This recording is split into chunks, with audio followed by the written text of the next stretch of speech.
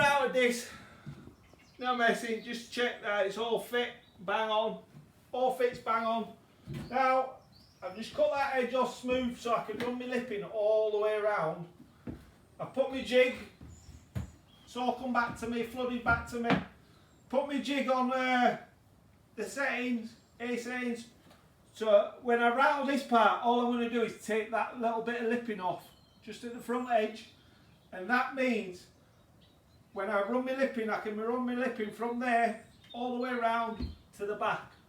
So it'll all be one continuous piece and it'll look beautiful. So I just crack on and do that, and then I'll show you what else we're going to do later. Camera See, I've took that lipping off there, so now what I'm going to do is I'm going to use my Stanley knife, just take that off neatly, and then my new lipping's going to go around there, it's going to go straight down. See how that's smooth, it's one continuous line. So when I put my lipping on, you're not going to see a lip on it. It's just going to go straight round, boom, straight down. When you're doing worktops, it's always worth taking a little bit of time, because it's the main thing to see. And if the worktop looks a bit of a dog's body, it's not very good. So take your time. With my worktop, what I'm doing, I've measured the gap from this wall here. So I've measured from there to here. I've done 10 mil over that. 10 mil over that. So it's 1955. I'm cutting it with my circular. So my circular blade's 40 mil. So I step it back 40 mil. Every circular is different. So if you're doing it this way, you need to be knowing what saw you're doing it. Otherwise you'll make a bodge. So that's 40 mil. 1955. So what I'll do is I'll draw the line on 1955.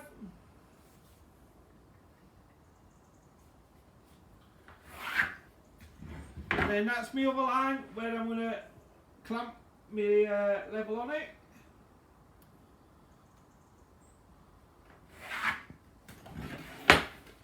Then I'm going to measure twice, 1955, just bang on. 1955, a couple of seconds it takes just to double check everything. 1955, nice. 1955. Bit like that aftershave, remember that aftershave back in day?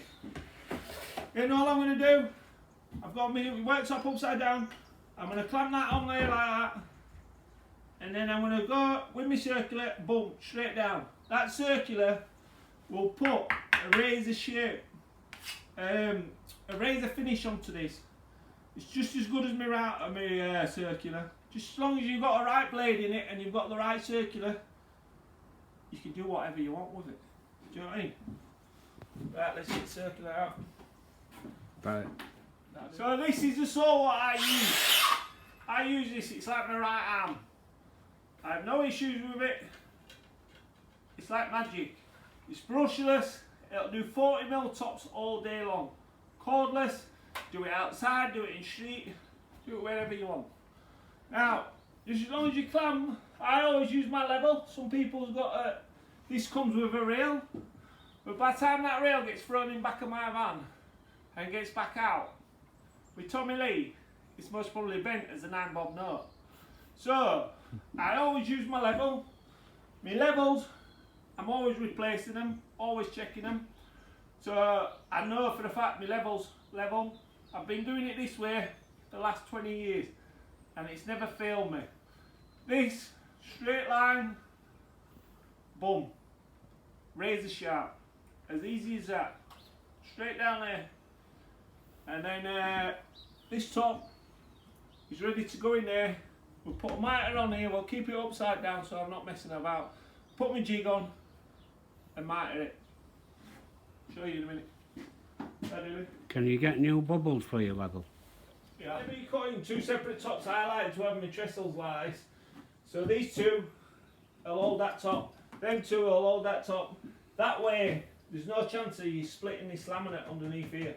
Because if you're trying to struggle and that top drops, it'll pull the laminate off and that's how you split it. Just as long as you're doing this way, this saw will go straight through it, it'll be a razor cut. Beautiful. That's it. So now we've cut it to size. See on the wall, because I made that wall square with that wall. Now I'm just going to router it. I'm going to put a female router in there, 90, boom, straight in there. That will need doing upside down, because you always router left to right. So we do that upside down. These tops, 616. So your jig, you got to make sure it routers 616, not 600, otherwise you fall short. Got to make sure that your jig can do a 616. Never ever pull your router out as the blade's going. Can you see how I've chipped it there? That's because I was rushing one day. I was on bonus. Needed to get a load of tops done on a building site. I had 29 apartments to do. So I was just running from one to another, banging them in. Bang, bang, bang. And I was rushing and I'm pulling my bit out instead of letting it go back up, then taking it out. I was just going like that, boom, straight back. That is a no-no. What you have to do is let your router pop it up, then take it out, then start again. But you need to take it out and pull it back. So if you're new to this and you've been using these, never risk it, because them routers, they don't stop for no man. So get your 616, clamp it in like that, push it on. I always just have a little guide. I have looked down it like that. So get your clamp on, look down it, make sure that's in there, make sure that's in there. If you're doing an offset 45, you won't be able to do it like this. What I'd do is I'd only use one of them pegs and then I'd just tweak it to whichever way I wanted it. But because that's 90, it's easy. Look down it like that, make sure it's bang on, make sure it's all touchy, make sure that line's nice. And then 3 cuts straight across, 10mm every time. And then what I do is I like to push my router all the way down so it's cutting on a nice fresh part for the underside of this worktop. So when we cut that underside worktop, it's like a razor sharp. And then what I'll do is I'll file this edge here where this miter is back a little bit, so when I bolt them up, the bolt up solid. Use a load of Vivo. And that's all we have to do. Like so. I'll crack on and do it. Female on my jig, there's sections for B. So I just use B. So I haven't moved this worktop anywhere. I haven't moved it anywhere because there's no point moving it if you have to put bolts in it. So I know that's going to be perfect because I've done so many. Bolted it up, put my clamp on. I'm going to put my bolts in. Your bolt's 20mm deep. Now with a worktop, what you don't want that sticking out, because if it's sticking out when you're bolting that worktop up, you're bolting the bottom, which is going to push the top up like that. So you want your bolts close to the top, so when you bolt it, it pulls the top in. Do you know what I mean? So it pulls it in, so it pulls it in tight and flat. If you put the bolts at the bottom, it's going to pull it. It's going to bolt it in at bottom, and then it's going to edge it out. So make sure your bolts 20mm full size, so it's nice and flat. And depending on which tops you are, these new tops, some of them are they're really thin. Obviously you can't do a 20mm bolt, it has to hang out. So just judge your top. You want at least 10mm clearance from your top, and then bolt it in and it should be fine. I've never had an issue doing it that way, but it makes it nice and tight. That's all I like to do. I like everything just right. Back that. Always follow the way that you're routing.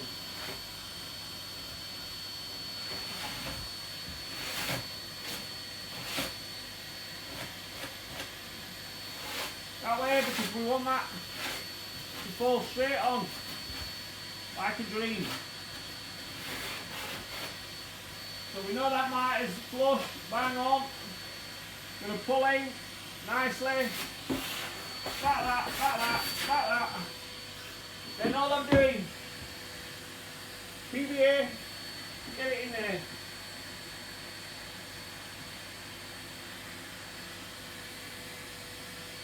Don't be shy with it. Make sure you fill the gap.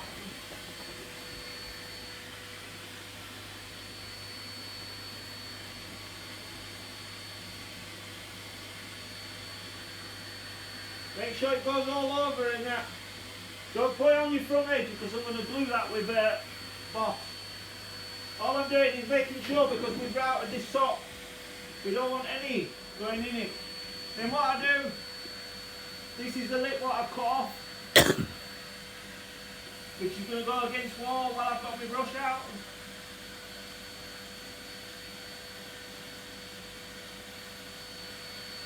Just bang some Lubidoo on it like that, and it's sealed. Then what I do, turn the back off. Save me from shouting, done it? And I'll just wipe it off with my cloth like that. Easy there.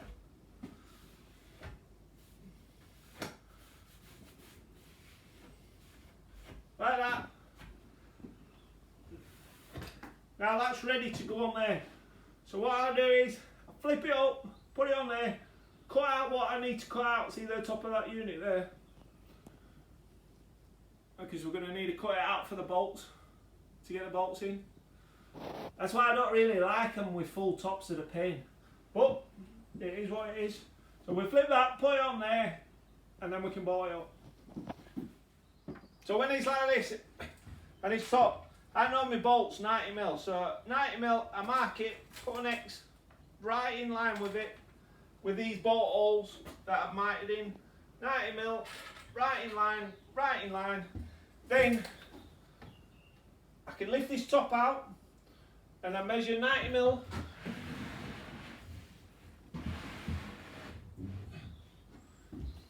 From there, the line, the pencil line what I've just drawn, and I know where the bolt is. It's there. 90mm from there, pencil line. 90mm from there.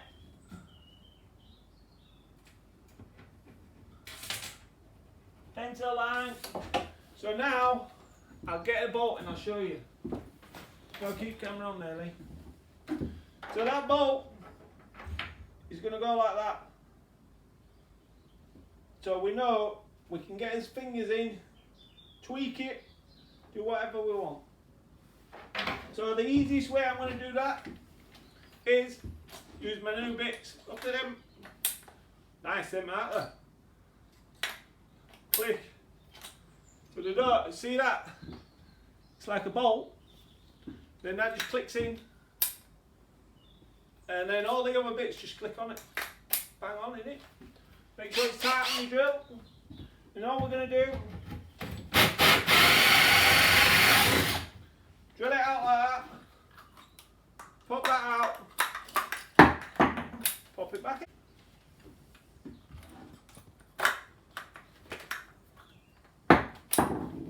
And then do the same for this side.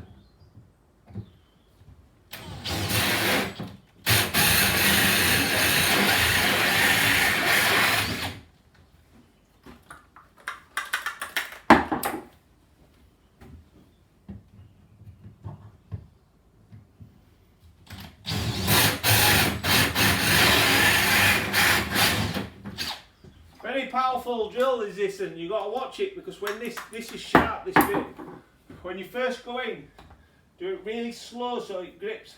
Because if you have this on full speed, it'll snap your hand. Do you know what I mean? It'll catch and snap it. It's a bit of a beast.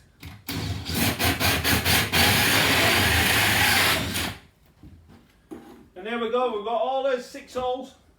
Now all those bolts, we could just put them on there if we wanted. Do you know what I mean? Push them in. Nice and neat. We've got nice neat holes. We'll vac all that up, and then we'll get other worktop on.